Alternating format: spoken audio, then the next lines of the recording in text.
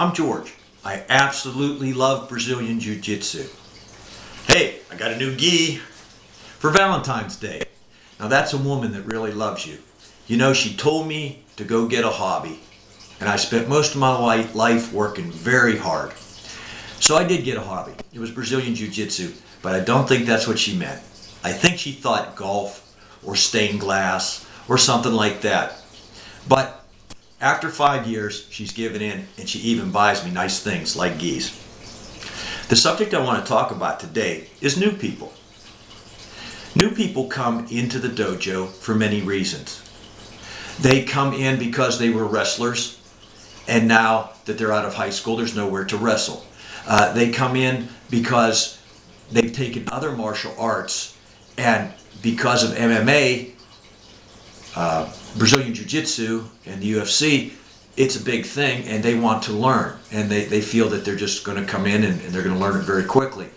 Then we have people that are very typical of the story of people who are beat up and they decide they've had enough and they want to get tough. Then you have the people who already think they are tough and they just want to come because this is where it's at. The unusual thing about new people, now I don't want to lump them all together because, like I say, many reasons they come, but I would say that 80% of new people who come in say something silly. They say something weird to you. And I wish I had an exact example, especially since I'm on video, of what that is. It's like, well, if I could stick my thumb in your eye, and I'm thinking, yeah, but what if I stick my thumb in your eye and then I do what I do?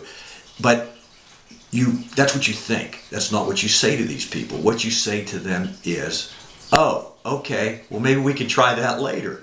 And you could laugh or not laugh, whatever. You could try it later. Let them try it. If that's what you want to do. And then take them out on the floor, tap them out a half a dozen times, and you'll see a complete change in them. I believe what I see in Brazilian Jiu-Jitsu, we do a lot less talking and a lot more showing. And that's the way it should be. You let this person have this idea.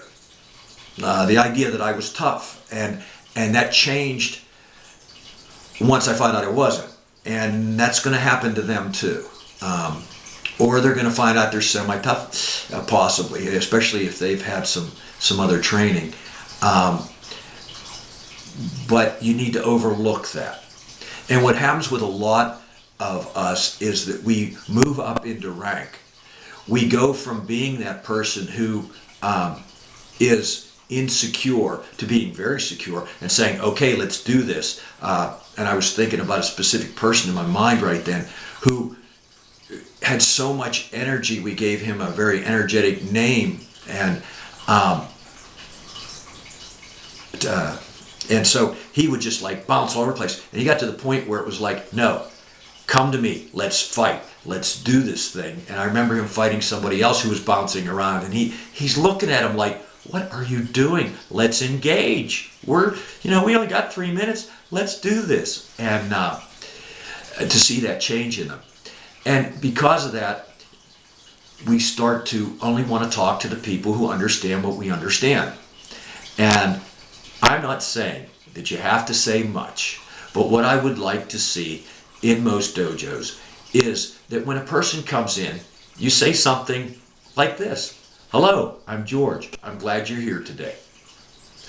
And then when they're done, and they've went 7 rounds, can't breathe, maybe they threw up, right as they're leaving, say, it was a pleasure to have you here today. Hope to see you next time. No matter what happened, whether they acted silly, whether they didn't follow all the rules, maybe they slammed you off the floor 2 times because they don't know that in certain circumstances you're not allowed to do that, whatever.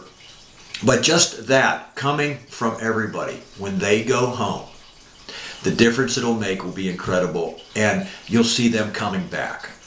They'll think that person said goodbye to me. That person said hello to me. Because when you come into a group of fighters, it's intimidating. the thing that I like about our dojo is we have lots of glass windows. When you walk up to the place, you can look right in. Some dojos, you know, look like they're jails, and it's like, what are those guys like in there, you think? They're probably just as nice as the guys we have, but you don't know until you get in there. And so I say, be kind to new people, but tap them out, because they're there to, they need to know this stuff works. And by not tapping them out or going easy on them, their minds will just wander. They need to know this stuff's real. So you tap them out, you be respectful, say hello and say goodbye. That you don't have to become your best friends, but just say hello and say goodbye. And that's something that I think at 57 I see needs worked on. Thanks for listening to my mini rant. Talk to you later. Bye.